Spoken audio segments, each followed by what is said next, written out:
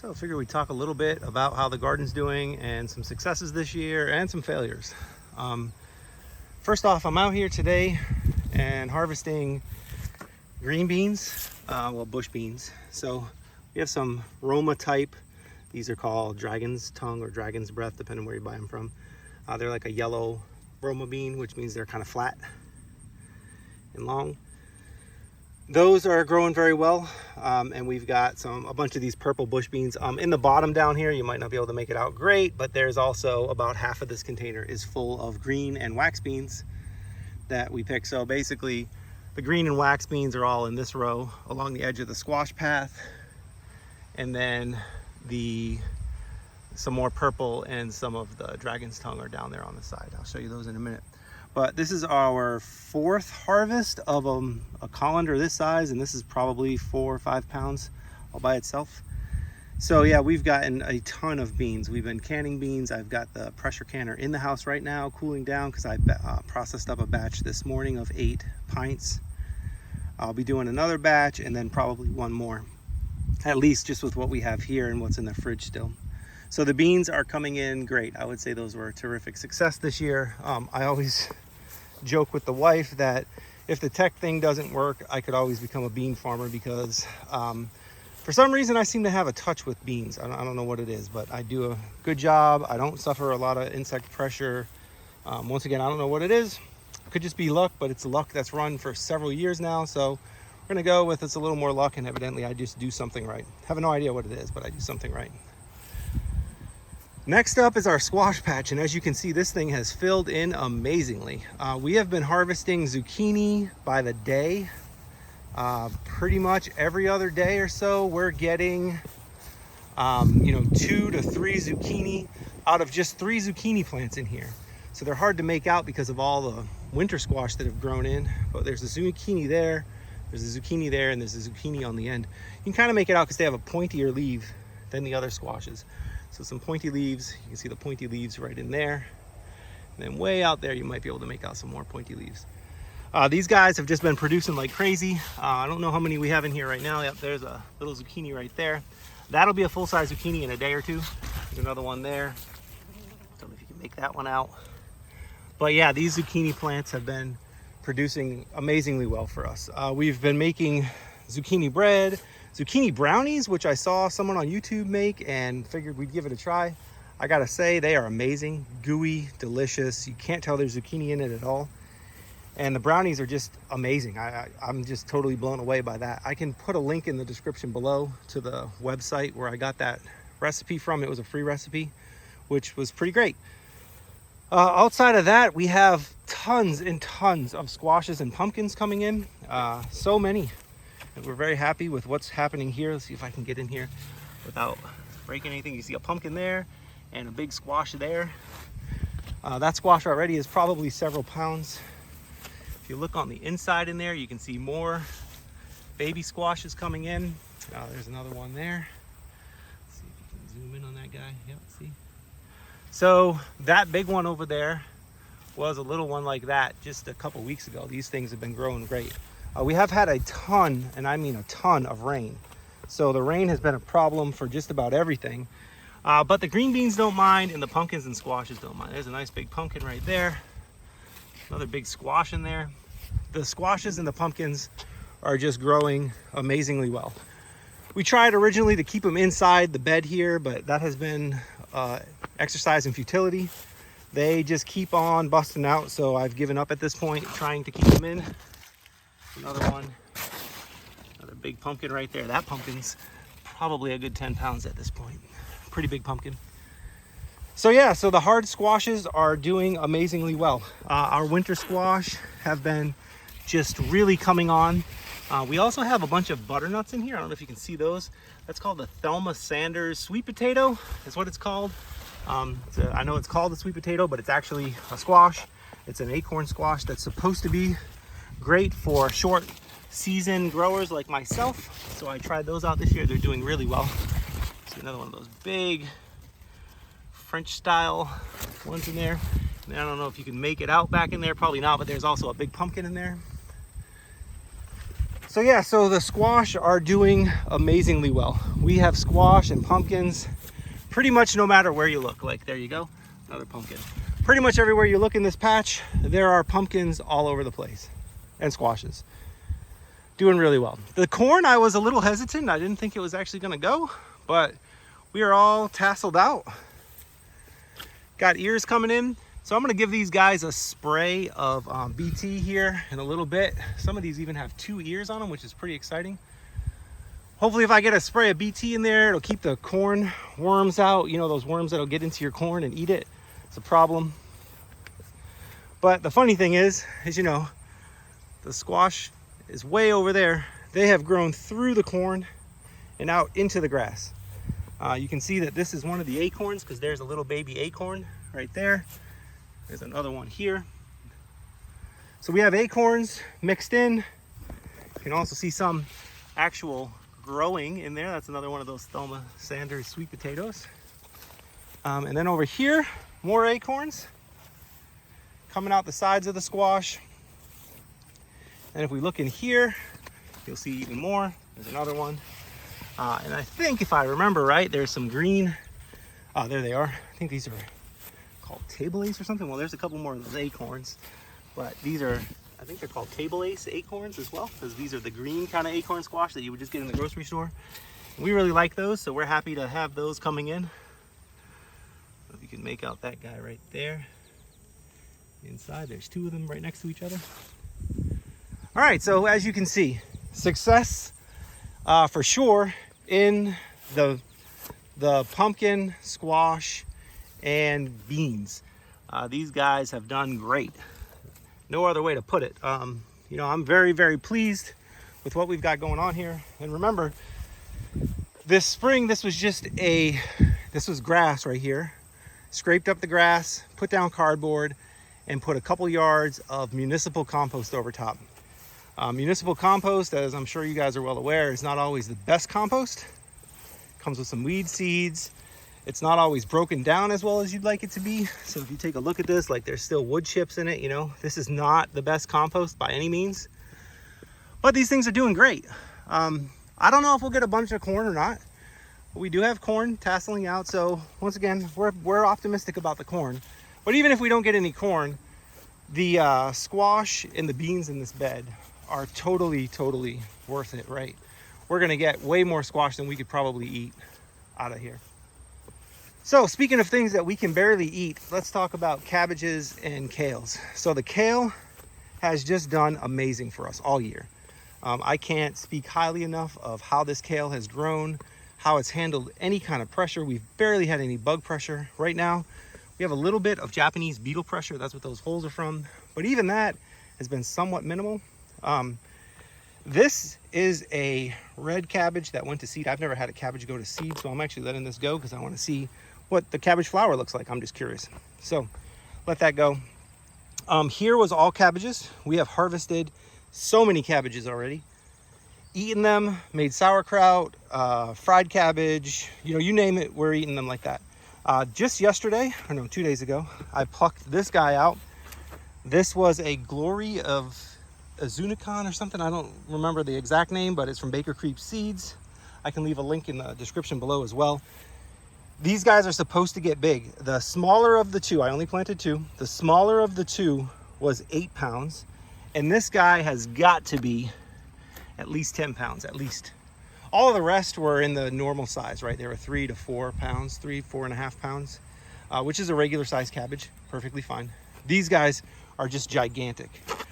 Here's some radishes that I planted. I really do need to harvest some of these. I planted these just to kind of throw something in the ground after we started harvesting some cabbage, and these are all getting a little too big. We like to make pickled radishes to put on our hamburgers. I don't know if you've ever done that, but like a quick pickle, a refrigerator pickle radish. They smell terrible, I'll give you a warning, but they taste absolutely delicious. Pickled radishes are just really great. So we've got that going. So another success this year has definitely been kale and cabbages.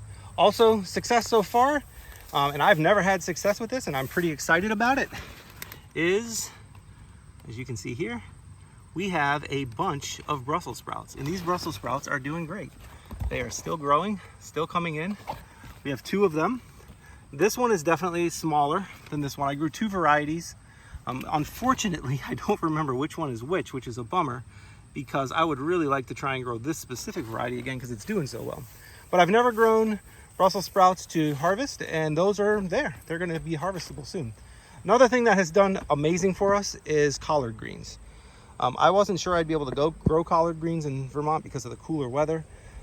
I think of collard greens as like a warm summer crop that grows in the south, but surprisingly, or maybe not, because I guess it is a relative of a kale, and you know, it's a brassica, like broccoli and kale and chard, and all of those are, you know, maybe not chard, but kale, cabbage, broccoli, cauliflower, you know, those are all cold weather crops, and I guess these are doing just the same.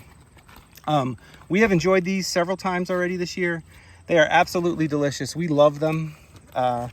Boil them up with some pork, and you know, collard greens are just great. This is more kale, so I would just say that all of our brassicas have done amazingly well. These are turnips. We grew the turnips pretty much solely to give to the chickens, and the turnips have done also amazingly well. We've harvested a whole bunch of these already and given them away. We give the turnips away to friends because we don't really love turnips themselves, but so we have a bunch of friends that do. So we give the turnips themselves away, and we give the tops to the chickens. Also doing very well. Planted a few more beets here where we pulled up some, I forget what was even here. Oh, I think this was some more turnips at one point. So we pulled those up. These are some more beets that we have selectively been harvesting. So the beets themselves, we pull out. These are cylindras, and you know, more are behind. We overplant them for sure. And then the next thing that's been successful, with the caveat of it's been kind of a pain in the butt because of bug pressure, and you can see that bug pressure is starting to come back again, which is a bummer. If you can make those guys out, we haven't seen them for a couple weeks. And all of a sudden they're coming back again. And this is just our potatoes. So the potatoes have been growing exceedingly well. I don't know if you can make it out there, but we got a couple that are sticking through. I got to cover those up so that they don't get sunburnt. What we did already is we took out a third of one of these rows because the plants were dying back, as you can see. Like this one is, and like those guys over there are. These were all purple potatoes, so they're a purple skin and purple meat. We pulled, it's pretty crazy, but from this little space right here of maybe 6 feet, maybe. Let's see, here's a purple one that was left behind. This is what they look like, and they're purple skin and purple meat. Now, most of the ones that we got were like this big. This is a little one that was left behind. But these guys, from this little section here of 6 feet, we got probably 20 pounds of potatoes, at least 15 pounds. So we are gonna have, remember that's a third of one row, and we have 2 rows planted of these guys. So that row goes all the way down, and then a whole another row comes up. So 2 rows, and we only have harvested a third and got 15 or 20 pounds. So do the math, we're gonna end up with a lot of potatoes, which is fine. They store well, and we can always share with friends if we can't eat them all. And we can can some as well. We have canned potatoes right now. So a not successful but not disappointing crop so far this year has been our peppers. The peppers are doing okay. They just aren't producing as much as I would like them to produce. Some of them are producing, like here's some right here that have some fruit on them, and that's nice. Here's some more, you know, they are fruiting. They're just taking a long time to get going. I don't know what the deal is. Maybe we needed to add a little more nutrients to their soil or something. Like I said, they have been growing okay. They just seem to be growing very slowly and not really super productive. We've gotten a couple peppers out. The peppers have been good. There's nothing wrong with them. Just we would expect to get more from these. Now, with that said, we do still have about a month left before our first frost. So we have time for these guys to produce. Hopefully, in the next month, they'll just kind of flush out with peppers, and we'll have some production. But we'll see how that turns out. I'd really like to, but you know, it kind of happens sometimes. So I will say the peppers are not a win, but not a loss. Kind of neutral so far. These are just more beans. You can see these are purple beans, so like the bowl that we picked. And these are those dragon's tongue beans or dragon's breath beans. As you can see, They have, let's see if I can find one in here. Yeah, there you go. They have a mixed color, kind of striped. They're yellow and purple. These guys do seem to attract the Japanese beetles a little more than some of the others. But even then, you know, the plants are still producing like crazy. We're getting pounds and pounds and pounds of beans off of these. I will say that they're a little bigger of a bush than the others. So like if you look at these guys, these are the purple beans. They're just like regular green beans, you know, but they're purple until you cook them. These guys are much easier to harvest than these guys. These ones here, these Dragon's Breath, they just have such a big canopy. They have a lot of foliage, and all that foliage makes it a little more difficult to harvest them. Nothing wrong with it. They're just you know, it's just a difference. I do like these though. They add a nice color. When you're picking stuff, you know, you can see that they add a nice variation to what we would normally be harvesting from green beans. Oh, you can see I missed a couple here. So sometimes when you're harvesting them, they are hard to find the beans in there, even though they are quite colorful. They're a little difficult to find because of the thick foliage. So either way, still a success. So far, I'm going through all the successes. Now we're gonna get into the failures. And by failures, I mean really bad failure. Our tomatoes are atrocious. We are harvesting tomatoes. We're harvesting a lot of tomatoes.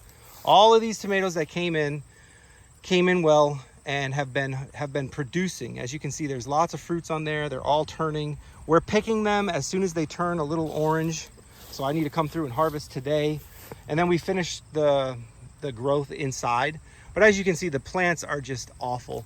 We have had just amazing amounts of rain all summer.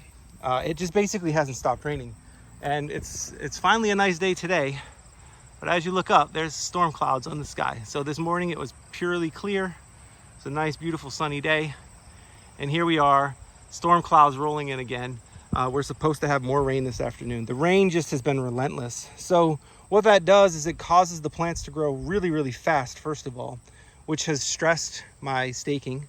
And I'll honestly, you know, definitely live up to the fact that I didn't come out here, clearly not as much as I should have, to keep these guys staked up better. But it's just been raining all the time, and who wants to stand out here when it's pouring out and get soaked staking up the tomatoes? It's just not what I want to do. I think next year we may abandon the Florida weave and go with a trellis system that, you know, pulls the tomatoes up on a trellis. Another issue that I have is I definitely planted them too close. I planted them almost 2 feet apart, but these larger heirloom tomatoes, these indeterminate varieties, are just too big. They're just way, way too big to be this close. Even with trimming them when they were younger to try and create single leaders, it just got out of hand super fast. So, you know, this is on me. I definitely should have planned these a little bit better. But with all that said, we are still getting plenty of edible, delicious tomatoes that are available. And we're gonna be able to make sauce and salsa and do all the things that we like to do. We just won't have as big of a harvest as we were hoping for. But, you know, assuming that even 50 or 60% of all of these turn into harvestable tomatoes, which is most likely the case, we should still end up with a ton of sauce tomatoes and salsa tomatoes. So what we tend to do, or what we're planning to do, I shouldn't say tend to do, but planning to do, is we're planning to use these Romas, which we grew specifically so that we could make sauce, right? So we have a whole bunch of Romas. We're gonna turn those into tomato sauce. And then any of the larger tomatoes, which like these are Brandywine type, and then all of the wife's family heirloom that are down there. Somehow a cherry tomato got mixed in over here. I don't know how that got in there. But these are also some of those heirlooms. All of these will be made into salsa. I don't believe this year I'll save any seeds. We have a bunch of seeds from last year, and these plants, you know, are not what I would consider top notch. So yeah, I don't think we need to worry about saving seeds from those this year. We do have some others that are just dropping fruit get knocked off.